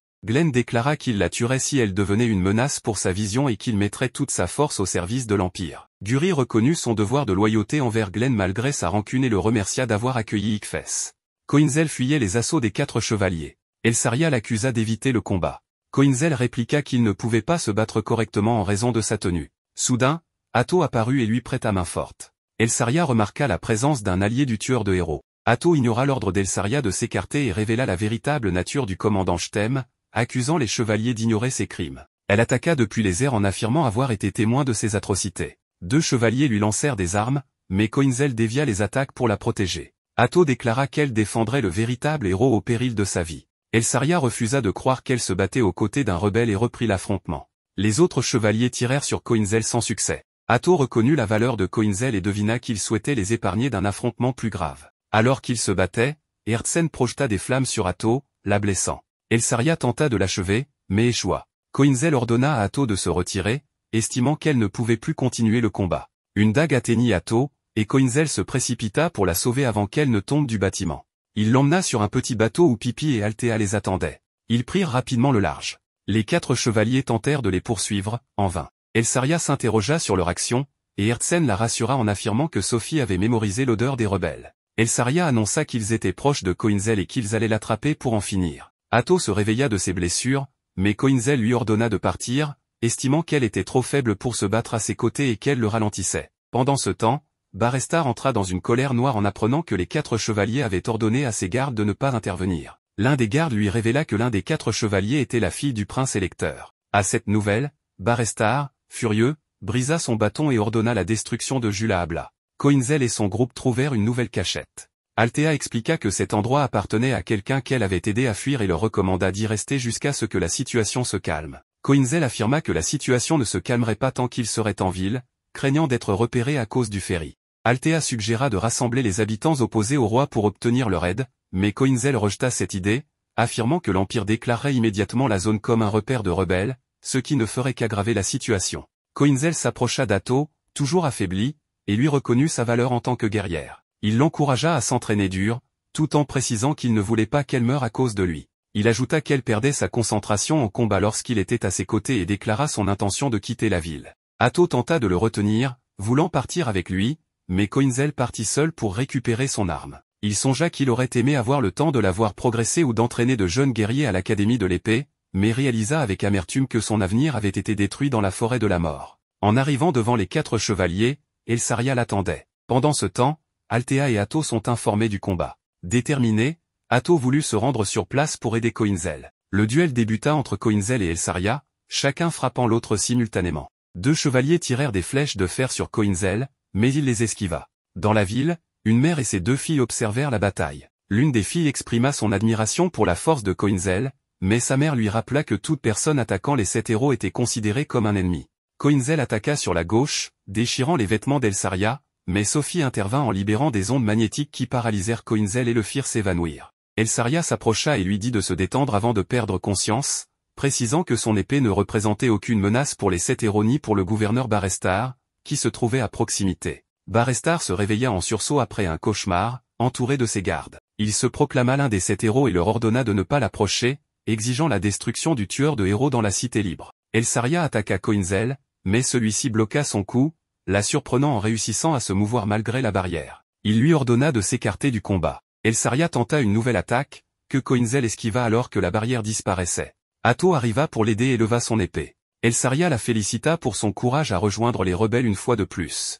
Atto attaqua les 4 chevaliers, esquivant et tranchant leurs flèches, ce qui impressionna l'archer. Pendant ce temps, Elsaria combattait Coinzel. Atto observa son adversaire et déclara qu'elle se contenterait de surveiller son ennemi. Coinzel bloqua de nouvelles attaques des 4 chevaliers, étonnant encore Elsaria, qui reconnut que ses actions étaient plus nobles que celles d'un simple rebelle. Soudain, une explosion retentit près d'Atto et Coinzel, blessant gravement Atto et détruisant une partie du mur de la ville. Une pluie de flèches enflammées traversa la brèche, provoquant la panique parmi les habitants. Elsaria, stupéfaite, observa les flèches et se demanda qui les avait lancées. Un membre de son groupe lui indiqua qu'il s'agissait des forces du gouverneur. Cherchant Coinzel et Atto du regard, elle réalisa qu'ils avaient disparu. Atto demanda à Coinzel alors qu'elle agonisait, si elle avait bien combattu. Coinzel lui répondit que oui. Elle le remercia puis rendit son dernier souffle. Furieux, Coinzel lui cria de ne pas mourir maintenant. Dans un acte désespéré, il se coupa la langue et laissa son sang couler sur elle, lui transmettant une partie de sa force. Cependant, Atto ressentit une douleur atroce alors que le sang fusionnait avec son corps. Coinzel lui dit qu'elle devait endurer cela pour survivre. Pendant ce temps, dans la ville, le garde de Barestar éclata de rire et déclara qu'ils allaient maintenant frapper la ville libre. Elsaria ordonna aux gardes de Barestar de cesser leur avancée et de retirer immédiatement leurs forces. Le commandant de l'armée de Barestar s'adressa à Elsaria en affirmant qu'il croyait qu'elle était la fille de l'électeur noble mais qu'il ne pouvait pas répondre à sa demande. Il ajouta que le rebelle se trouvait dans cette ville et devait être capturé à tout prix car il menaçait l'ensemble de l'Empire. Il expliqua que l'armée agissait sous les ordres de Barestar et qu'il rendrait justice en exécutant le dirigeant de la ville et en envoyant un rapport sur tous les rebelles au royaume. Elsaria pensa avec mépris qu'elle détestait cet homme et se demanda comment les 7 héros avaient pu le nommer commandant des forces. Le commandant lui demanda ce qu'elle comptait faire contre lui. Il affirma que cette ville était désormais sous sa responsabilité et lui conseilla de partir pour éviter un affrontement avec les guerriers du roi. Il ordonna ensuite à son armée d'avancer et de prendre le contrôle du palais du dirigeant. Elsaria se tourna vers Dariste et lui demanda de trouver une stratégie pour stopper l'attaque. Dariste répondit qu'il n'avait pas de plan et qu'il devait battre en retraite. Mais Elsaria insista pour qu'il trouve vite une solution. Pendant ce temps, Coinzel et Atto étaient ailleurs. Atto rêvait de son frère et lui dit qu'elle était heureuse car Coinzel était avec elle et fière de s'être battue à ses côtés. Lorsqu'elle se réveilla, Coinzel lui expliqua qu'il avait besoin d'elle mais qu'elle devait d'abord récupérer ses forces, ce qui arriverait lorsque les 2 lunes apparaîtraient la nuit suivante. Avant de partir, il lui demanda de le retrouver une fois qu'elle serait rétablie. Atto lui répondit qu'elle le suivrait immédiatement. Dans la ville, les habitants fuyaient en raison des explosions et de la destruction. Un ami de Althea lui dit qu'il devait se dépêcher d'atteindre le palais du dirigeant car c'était l'endroit le plus sûr. Pendant ce temps, la garde de la ville empêchait les habitants de se joindre au combat contre les forces de Barestar. Le commandant des gardes déclara au chef des habitants qu'il devait battre en retraite et ne pas se mêler de cette bataille. Le chef des habitants répondit qu'il ne resterait pas silencieux pendant que leur ville était détruite et qu'il devait agir. Le commandant, furieux, leva son arme et les 2 groupes se retrouvèrent au bord de l'affrontement. C'est à ce moment que Altea arriva et leur demanda d'arrêter. Elsaria s'adressa à Dariste en espérant qu'il avait trouvé un plan. Dariste répondit que s'il voulait arrêter cette guerre, il n'y avait qu'une seule solution, tuer Barestar. Cette proposition choqua tout le groupe. Dariste expliqua que si Barestar mourait, son armée cesserait immédiatement le combat. Elsaria réfléchit en se rappelant qu'elle avait été nommée chevalière parmi les 7 héros et qu'elle en était fière mais qu'elle ne pouvait pas rester silencieuse face à ses souffrances. Pourtant, l'un des 7 héros se dressait sur son chemin. Elle se souvint des paroles d'Atto au sujet de Coinzel et du fait qu'il faisait ce qui était juste. Débordante de colère, elle se demanda ce qu'elle devait faire. Dans le camp de l'armée de Barestar, le commandant et le chef des gardes préparaient l'assaut final sur le palais du dirigeant. La résistance reculait et cela l'ennuyait. Il ordonna à ses soldats de fouiller toute la ville à la recherche des rebelles. Pendant ce temps, l'armée incendiait la ville et massacrait ses habitants. Elsaria, témoin de ce carnage, s'apprêtait à intervenir et à attaquer les soldats mais son équipe l'en empêcha. C'est alors que Coinzel fit son apparition. Il décapita l'un des gardes, semant la terreur parmi les autres. Un garde lui demanda qui il était. Coinzel répondit qu'il était le tueur de héros rebelles. Un garde cria d'attaquer mais personne n'osa bouger. Un autre hurla que celui qui le tuerait gagnerait l'honneur d'avoir abattu un héros. Coinzel s'adressa aux soldats en affirmant qu'ils avaient peur de l'attaquer mais qu'ils n'avaient pas hésité à massacrer les habitants de cette ville. Il leur dit de ne pas penser pouvoir le vaincre et qu'il croyait que les 7 héros étaient courageux. Un garde se jeta sur lui mais Coinzel l'abattit d'un seul coup.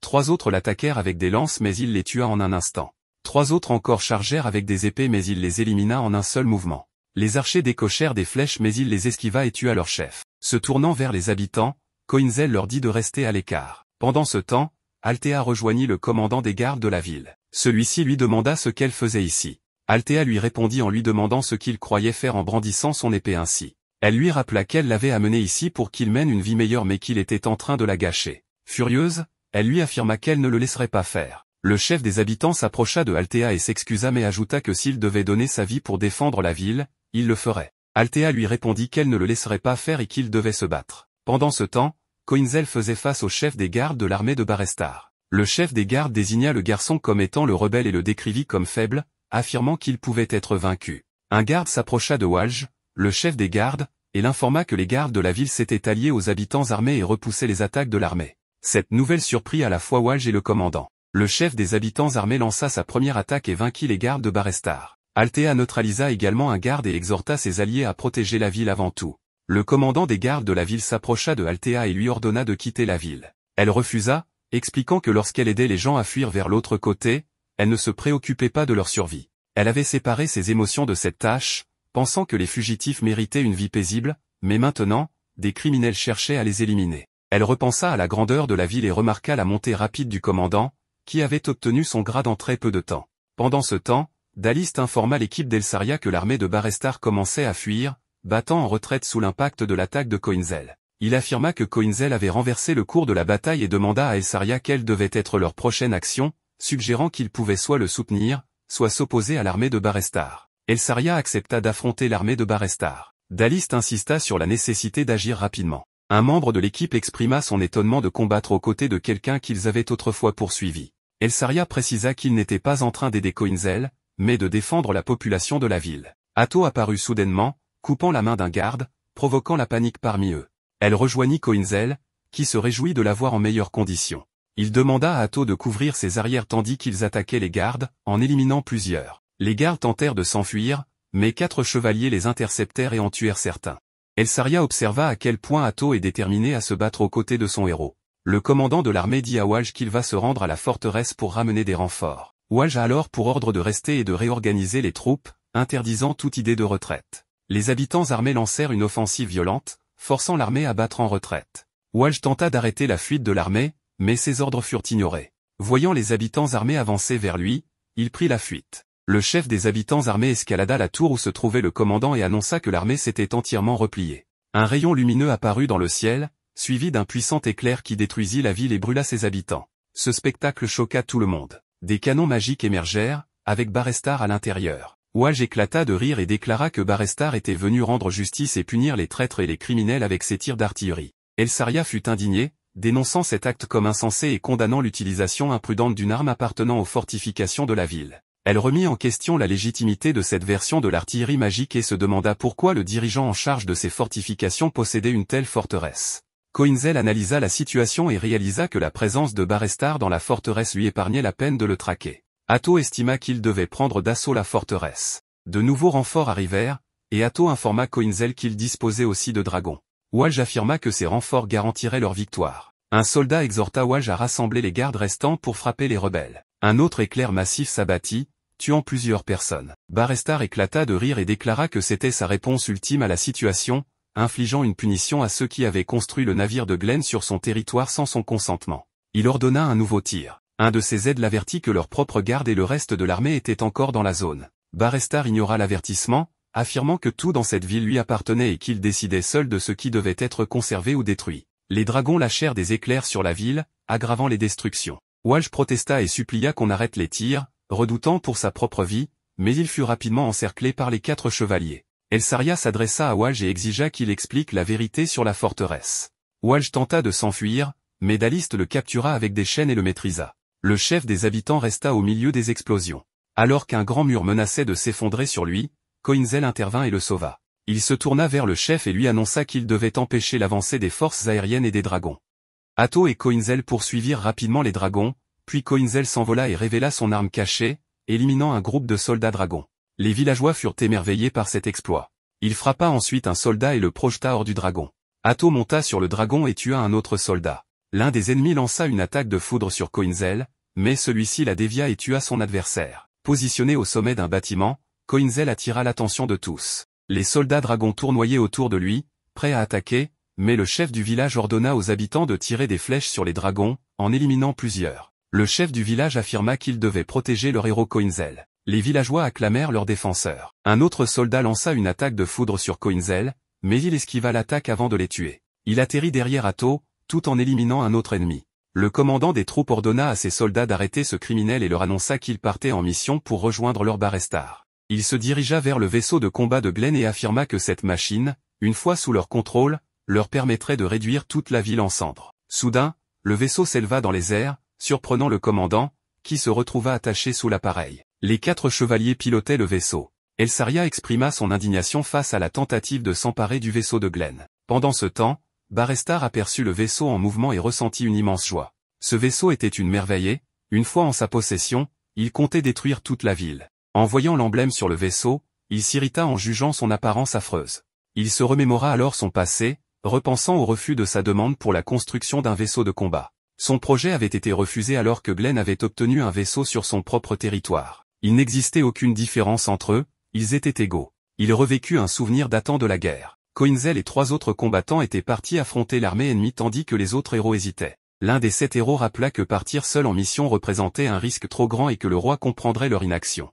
Un autre, convaincu du succès de Askery, car c'est ce qu'il a toujours fait et avec le sourire en plus Glenn prit alors la parole et rejeta l'idée de passer le reste de sa vie redevable envers Coinzel et les autres. L'un des guerriers déclara que si Coinzel revenait victorieux, il faudrait lui rendre hommage. De retour dans le présent, Barrestar conclut que ces hommes avaient toujours été ensemble et que cela n'avait plus d'importance. Le vaisseau de commandement de la flotte lui appartenait désormais et il comptait punir tous ceux qui avaient soutenu ce rebelle. Il décida de cacher le vaisseau dans les montagnes du nord avant de lancer l'attaque finale, puis éclata de rire. Coinzel ordonna alors à Atto de se diriger vers le vaisseau de Barrestar. Poursuivi par des soldats lançant des éclairs, ils les éliminèrent un à un.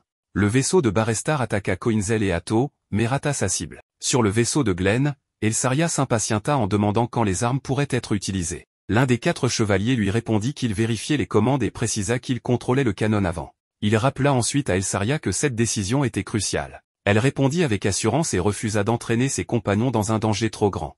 Il la rassura immédiatement en affirmant que l'équipe pouvait gérer la situation. Elsaria rappela ses origines en tant que fille de l'électeur et annonça qu'elle avait tourné le dos aux 7 héros. Cette décision allait causer de nombreux ennuis à son père, mais il lui avait toujours appris à ne tolérer aucune cruauté, même de la part des 7 héros. Elle dégaina son épée et exprima sa détermination à mettre fin à cette tyrannie. Le commandant des troupes tenta de prendre le contrôle du vaisseau de Glenn, mais il fut projeté en arrière et retourna au vaisseau de Barrestar. Pendant ce temps, le vaisseau de Glenn activa ses armes et tira sur celui de Barrestar, causant de lourds dégâts. Barrestar, sous le choc, ordonna à ses soldats de riposter. Un éclair fut lancé sur le vaisseau de Glenn, mais Alistar ordonna une manœuvre d'esquive. Pendant ce temps, Coinzel donna des instructions précises à Atto en lui demandant de se rapprocher des murs pour éviter les éclairs, puis de s'élever jusqu'au sommet de la tour. Ils volèrent près du vaisseau de Barrestar et s'approchèrent de la salle où il se trouvait. Coinzel ordonna à Atto de faire demi-tour, puis attaqua Barestar en pénétrant dans le vaisseau. Barestar tenta de s'échapper. L'histoire passa au vaisseau de Rosen, où il informa Ickfes qu'ils approchaient de la ville. Ickfes exprima son impatience à l'idée de rencontrer Coinzel. Il espérait que les 4 chevaliers ne l'avaient pas tué. Lorsqu'ils arrivèrent, l'état de la ville les frappa de stupeur. Ickfes supposa que Coinzel était mort. Rosen resta sceptique et affirma que Coinzel nécessitait une force colossale pour être vaincu. Il observa ensuite le paysage et remarqua que le vaisseau appartenait au commandant Glenn. Il voulut en savoir plus sur le château visible au loin. Ickfes expliqua que le dirigeant de la ville avait annoncé sa construction, mais que personne ne connaissait son emplacement exact. Rosen s'interrogea sur les motivations du dirigeant de la ville, un des 7 héros, qui avait fait bâtir ce château sans en informer le royaume. Ickfes baissa les yeux vers son masque et pensa que si Coinzel avait tué 2 héros au lieu d'un seul avant leur combat, alors le tuer, lui rapporterait plus de gloire. L'histoire revint à Barestar, qui tentait de fuir. Il se remémora son affrontement passé avec Coinzel, lors duquel il l'avait tué. Il ne comprenait pas pourquoi ce souvenir refaisait surface alors qu'il avait déjà éliminé cet homme. Pendant ce temps, Coinzel poursuivait sa traque. Le vaisseau de Glenn attaqua à nouveau le château de Barestar, infligeant encore des dégâts. Barestar, furieux, rappela qu'il était un héros des 7 héros et promit de punir cette trahison. Elsaria ordonna à son équipe de se rendre au château pour le détruire et forcer son dirigeant à sortir, afin d'obtenir des explications, pendant que Coinzel poursuivit sa course. Les soldats de Barestar tentèrent de s'enfuir, tandis qu'ils couraient pour empêcher Barestar de s'échapper. Ce dernier voulut monter à bord d'un vaisseau, mais un soldat le repoussa violemment, affirmant qu'il se moquait de son identité. Le vaisseau de Barestar subit un nouveau tir du vaisseau de Glenn, provoquant une explosion massive. Soudain, Coinzel apparut devant Barestar. Barestar revécut une conversation avec son père au sujet de la construction du château. Son père lui avait expliqué que le château avait été bâti rapidement et que l'armée impériale n'avait pas encore payé. Barestar, intrigué, lui avait demandé s'il l'avait tout de même construit. Son père lui avait répondu qu'il ne comprenait rien aux affaires. Ce qui importait désormais, c'était l'approbation de l'empereur. Une fois la guerre terminée, ce projet leur rapporterait un immense profit. Si les rebelles prenaient le contrôle, leur entreprise disparaîtrait. Son père avait également précisé que l'empereur actuel était intelligent et conscient de la situation. Il respecterait sa promesse envers eux. Barestar lui avait reproché de ne voir les choses que sous l'angle du commerce. Son père lui avait expliqué que l'empereur recrutait des soldats pour sécuriser les habitations près de la forêt de la mort et qu'il voulait que Barestar les rejoigne. Contrairement à ses frères qui étaient dans les affaires, Barestar possédait la force nécessaire pour accomplir cette mission. Barestar s'était alors insurgé contre cette décision, comprenant que son père l'offrait en sacrifice pour plaire à l'empereur. Son père lui avait rétorqué qu'il ne savait pas quoi faire de lui, alors que ses frères avaient trouvé leur voie dans le commerce. Il lui avait ensuite expliqué que les guerriers partiraient bientôt en mission et qu'il apprendrait beaucoup à leur contact. Il ne lui demandait pas de ramener de l'honneur à la famille, mais seulement de survivre. Barestar était parti combattre des monstres et Coinzel l'avait protégé. De retour dans le présent, Coinzel ordonna à Barestar de lever la tête et déclara qu'il était venu chercher un héros, mais se retrouvait face à un tyran et un traître. Barestar, sous le choc, reconnut Coinzel. Ce dernier confirma qu'il était bienvenu pour lui. Barestar lui montra les cadavres et insista sur le fait qu'ils étaient tous morts. Il affirma les avoir prévenus. Coinzel, troublé, attendit des explications. Barestar expliqua que ces hommes étaient valeureux, mais qu'ils avaient attaqué un monstre. Il raconta comment son père l'avait envoyé ici et éclata en sanglots. Il ne voulait que faire des affaires avec son père, mais ce dernier le considérait comme un incapable. Il avoua qu'il souhaitait rentrer chez lui plutôt que de rester ici. Il se considérait comme le fils d'un marchand, pas comme un soldat entraîné comme Coinzel. Il avoua son ignorance en matière de combat et le supplia de le ramener auprès de son père et de ses frères. Il évoqua ensuite la route qui le ramènerait dans sa ville et informa Coinzel que son père se vantait désormais de ses canons devant le roi. Coinzel se souvint d'une ancienne conversation avec Barestar. Ce dernier lui avait un jour confié qu'il deviendrait un marchand de valeur pour rendre son père fier. Revenant au présent, Coinzel frappa Barestar de son épée, lui infligeant une blessure mortelle. Barestar mourut.